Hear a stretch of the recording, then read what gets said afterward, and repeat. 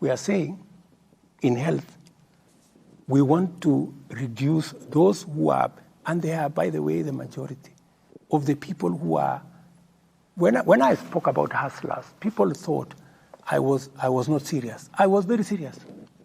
That is why I am saying, those of us who have a job, let's contribute 1.5% good people, so that those of us who are hustlers, the people in the street, can, even them, they can have a job.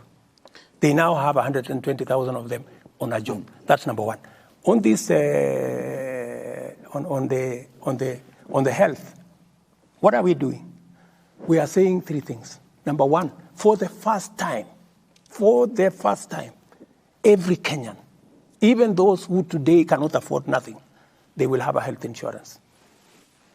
For the first time. Number two, those who, the kind of unfairness that there can be. Mama Mboga is paying 10% of our income for health insurance. William Ruto, the president of Kenya, is paying 0.001%. Why? All we are saying is, let everybody pay an equal percentage of what they earn. Is that too much to ask? What will happen? The people who are paying 500 will come down to 300. Is there anybody saying that there are people who will get an insurance cover who do not have? No. Are there people who are saying that those at the bottom of the pyramid will reduce their money or their contribution from 500 to 300? No. The people who are talking are not talking about those things because they are not convenient, and because many of us believe those people don't matter.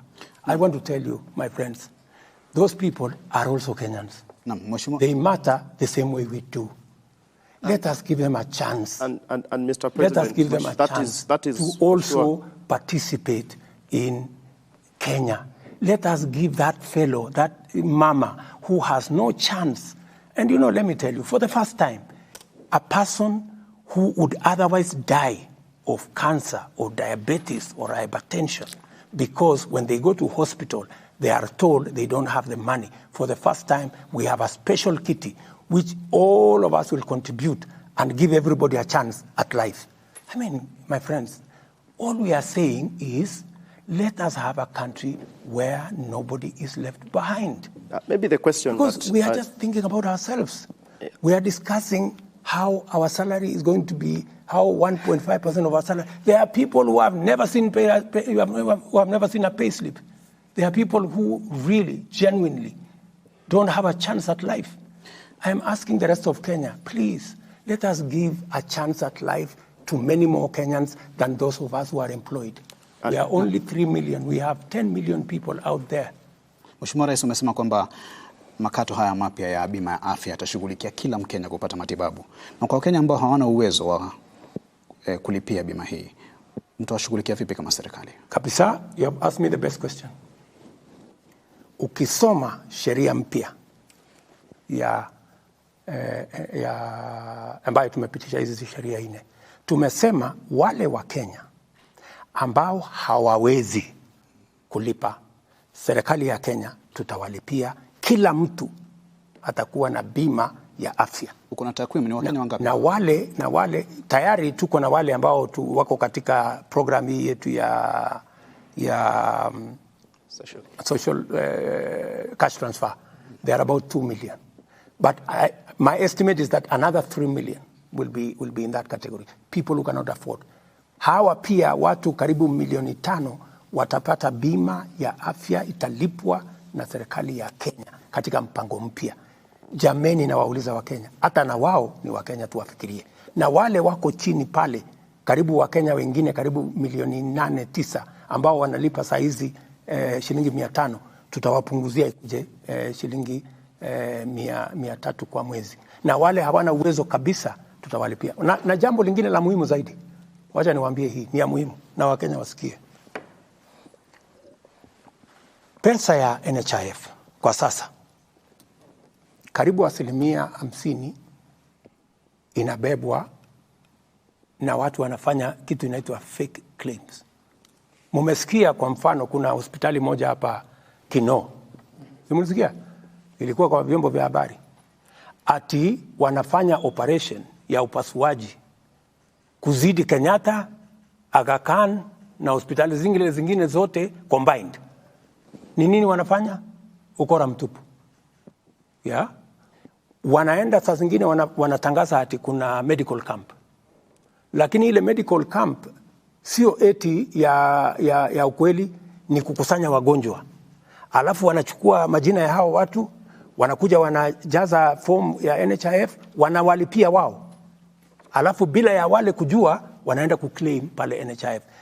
Ndio sababu tumeweka sheria maalum inaitwa Digital Health Bill ama law, ambayo sasa itatusaidia kufunga hiyo mambo yote. Na ndio sababu Sam, nikwambie, ndio unaona wewe Wafula usikize vizuri, ndio unaona wale wamepeleka makesi kotini ndio wawa, kwa sababu hawataki hii sheria. Ndio wanaendesha hii propaganda kubwa, iko shida kubwa sana, Wakenya wapinge hii mambo ya health, kwa sababu wanataka kuendelea kuiba pesa ya wananchi ama ya afya. Kwa nini usiwafungulie mashtaka, Mheshimiwa Rais? Wale tayari tumewashawafungulia mashtaka na tayari tutawapeleka kotini, kwa sababu we want to make sure, my friends, wakati unaona kesi iko kotini, imetumwa kotini na watu ambao ni beneficiaries ya the kind of corruption that is going on in NHIF. That is why they don't want us to change the law. That is why they have put together big cases to stop the laws we have changed, because these laws will change and seal the loopholes they've been using to steal our money. And I am very determined, by the way, to stop them. And I will stop them. Mr. President, because yes. we have dissected the problem properly. And we want a country that leaves nobody behind. That is why we have the Digital Health Bill. We have the Social Health Authority that is going to make sure that we carry everybody along. Right. And I am very confident when the court finally sits, they will see the value we have in this bill. I am not a madman. Right. And Mr. President, to do things that I know are not good for the country. But also, I am this one person. You know, the problem we've had in Kenya, my dear sister, is that leaders have never wanted to do the right thing. We know what is right, but we want to do what is convenient. We want to do what is politically right. I have decided, as William Ruto, that we have been looking for a guy to bail the cat. I will do it. We have been looking for a person to blame when we do the right thing. I'm ready to carry any blame. Okay. But I must do one thing. I must do what is right, and I must sort out our country. We've been postponing this, you know, and people would rather, and many people ask me, oh, you know, the way you're going, you will not get a second term. You know, let me tell you, I am very clear in my mind. I was not elected to look for a second term. I was elected to get the country out of the mess. I was elected to create jobs. I was elected to implement universal health coverage that has been on our cards forever. I intend to do precisely that. Right. Many people, including my friends who are religious leaders, they have told me, oh, you see, you know, even though you said this, you must not do it. You know, that is what even the opposition is. They wrote in their manifesto, the housing, but now when it comes to implement it, they don't want to do it because they want us to continue the same thing, to lie to the people. To lie to the people, we are going to do this. When you don't mean it, we're going to do this. Mr. President, for the first time, yes. I meant everything that I wrote in that manifesto. Right. And I have every intention to make sure that I implement it because I know finally the people of Kenya will know that I did the right thing and they will reward me accordingly. Sam, maybe just a question that still remains. Just a moment, yeah? Yes. Because we need to transition in the next few minutes to the question of corruption and the war against it. Yeah. But you're saying something. I have read the bill, and most of us have, I mean, the laws now, and they're quite transformative, so to speak. But then again, the process is as important. I have heard you on several occasions saying that the contribution to the Social Health Insurance Fund will be 2.75%, so that it is equal across board. Your cabinet secretary, Nakumicha Wafula, says that had actually said it was going to be 2.75%, but capped at 5,000 shillings. And I wonder, because the law as it is says that the cabinet secretary shall bring regulations to the floor of the House. That has not happened. You are speaking about 2.75% without a cap. USCS is saying with a cap.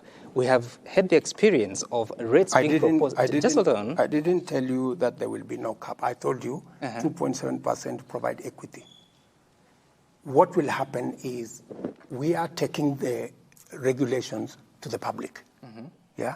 Because that's what is required of us. So what is the rate? And many Kenyans, it's 2.57, it's 2.75. Many Kenyans will speak to it. You know? Whatever Kenyans will speak to it, they will look at it this way, they will look at it that way. It will go to Parliament. Parliament will speak to it. Finally, the final product will come from public participation. And that is the essence of my question, Mr. President, if I may conclude it. That is the essence of the question, because Kenyans will speak. It will go to the floor of the House. They spoke on housing levy. It went to the floor of the House. It was changed, totally different from what was taken to the people. How shall we trust the process? You know, that's what democracy is all about. You know, many people actually have told me, what you're trying to do in Kenya is not possible. Because many countries that are democratic, you cannot do this. For you to do this, you have to be like country X, where the president says, and it's final. You know, that is what happened in other countries. I don't want to mention countries. Yeah, this only happens in countries that are not democratic. But I'm telling them, I will persuade the people of Kenya. That's why I'm sitting here. I am sitting here to persuade the people of Kenya, so that because I know what we are doing is not normal. And by the way, it is not that I expected that it was going to be smooth sailing. I knew it was going to be difficult. Because what I am trying to do is transformative. What I am trying to do is to change Kenya. I am challenging the status quo. I am challenging what has always been there, the norms. And that's why even you guys, you look at me and you're wondering. But, you know, that's how we are going to change a country. Changing a country is not a walk in the park. Utahusisha wananchi katika hili swala? Kabisa, si ndio nimekuambia, saa hizi tumepublish regulations. Sasa imeenda bila mabadiliko yoyote kama imeenda kwa wananchi. Na je, hisia za mwananchi utazisikiza ama utazikumbatia? Vile wananchi walibadilisha housing levy, si nilikubali. So ikienda bunge, ikienda kwa wananchi wenyewe waseme. It is not citizens that changed it, it is parliament. It's parliament. You should go and read the public participation report. I read it, and majority of them were opposed to the introduction of it. Read it again, and Parliament took into account the views of the people who went to for public participation.